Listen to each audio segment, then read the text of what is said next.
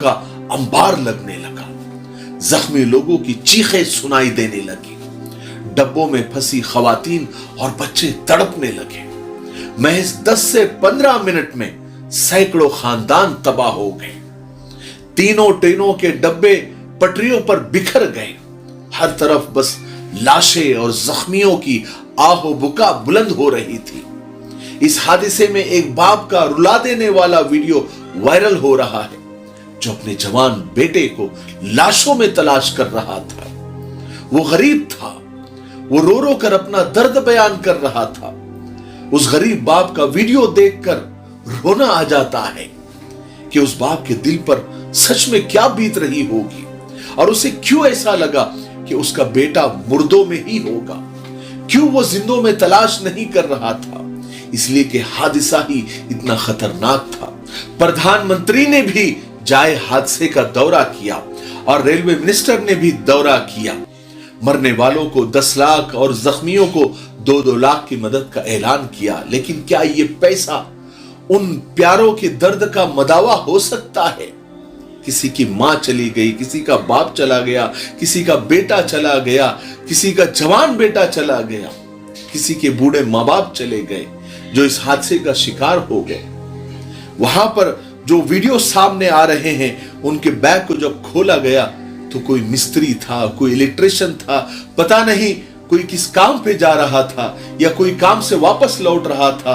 उसके पास पैसे होंगे, वो घर वालों के पास उसको घर वालों से मिलना चाहता होगा, उनको पैसे देना चाहता होगा। किसी के घर में शादी होगी, किसी के घर में कोई बीमार होगा। क्या ये 10 लाख और 2 लाख उस दर्द का मदावा हो सकता? उस दर्द का मदावा हो सकता है? हरगिज नहीं, हरगिज नहीं।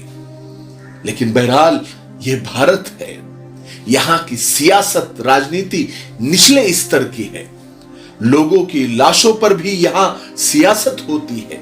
जनता और आवाम के दुख दर्द एक तरफ, उनकी लाशें एक तरफ, उनके जख्म एक तरफ, उनकी चीखों पुकार एक तरफ, और नेताओं के एक दूसरे पर इल्जामात और घटिया राजनीति एक तरफ। यहां लोग लाशों में और जख्मियों में अपनों को तलाश कर रहे हैं कि कहीं कोई सांस लेता हुआ मिल जाए।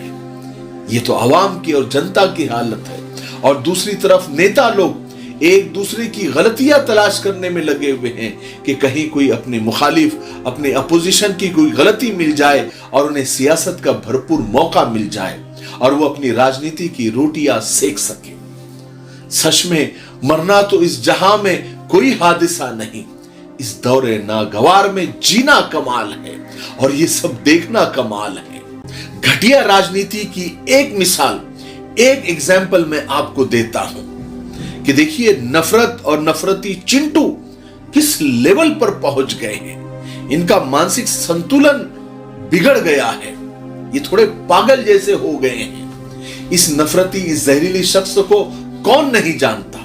इसका तो उठना बैठना, खाना पीना, सोना जागना सिर्फ और सिर्फ नफरत है और नफरत फैलाना है। देश में कहीं भी कुछ भी हो जाए, बल्कि दुनिया में कहीं कुछ भी हो जाए, इस आदमी में ये हुनर है कि इसमें हिंदू और मुस्लिम का एंगल ढूंढ लेता है, जिहाद ढूंढ लेता है। इतने बड़े ट्रेन हादसे में जहां पूरा देश सोगवार है, गम में है, हर कोई एक दूसरे की मदद करने में लगा हुआ है। जो मदद नहीं कर सकते वो कम से कम उन लोगों के लिए दुआएं और प्रार्थनाएं जरूर कर रहे हैं। लेकिन इस बीच इस नफरती आदमी ने एक ट्वीट किया कि ये आतंकवादी हमला भी हो सकता है, मैं इसकी जांच की मांग करता हूं। फिर इसने अपने जहरीले चैनल सुदर्शन पर प्राइम टाइम शो भी किया और उसकी हेडिंग क्या रखी आप देख सकते हैं, बालासोर हादसा है या हमला।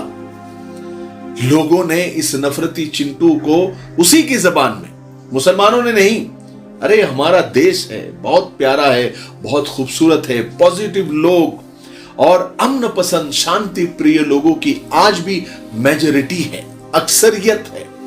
कुछ हमारे हिंदू भाइयों ने उसी की जबान में उसको जवाब दिया, हजारों जवाब दिए।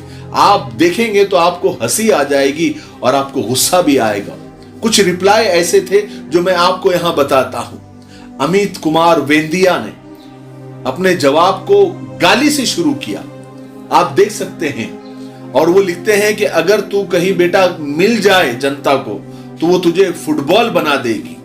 ये जो तू हर बात में हिंदू मुस्लिम का एंगल ले आता है ना, देखना कहीं तेरे ही सब एंगल जनता सीधा ना करते। आगे लिखते हैं कि थोड़ी दया, करुणा, इंसानियत, नैतिकता रख ले। और फिर आगे एक यूजर प्रतीक सिंह लिखते हैं कि तुम चिंटू के चिंटू ही रहोगे। एक और यूजर नीतीश कुमार लिखते हैं कि हर निकम्मेपन में तुम्हें आतंक की साजिश तुम ढूंढ लो और अपने निकम्मेपन को छुपा लो। एक और यूजर रवि रेमन लिखते हैं कि तुम तो भाई अलग ही पटरी पकड़ लिए हो। बहरहाल ऐसे बहुत सारे जवाब, लेकिन आप इससे अंदाजा लगा सकते हैं कि राजनीति कितने घटिया स्तर पर पहुंच चुकी है। बहुत संभलने की जरूरत है।